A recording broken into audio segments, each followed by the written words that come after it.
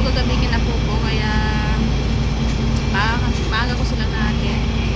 Malapit na kasi yung school doon sa bahay ng Popo. Popo pala is Lola dito. Kaya Popo yung tawag natin.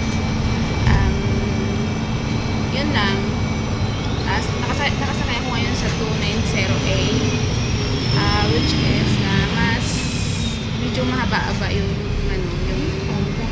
oras ng parating natin sa bahay. Meron namang mas madali at mabilis na punta sa bahay, pero pinili ko sa akin yung itong medyo mahaba yung oras kasi para makapagpahinga ako ng konti din. Mga 25 minutes yung biyahe papunta sa bahay.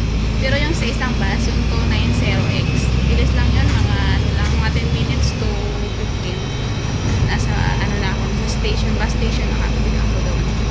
Ito naman kasi marami pa itong iikot-ikot pa siya kung saan pa siya dumaraan. Minsan natutulog ako pag minsan pagod na pagod ako, pinipili yung mahabang oras para at least magpahinga ako. Ayan, nasa next station na tayo.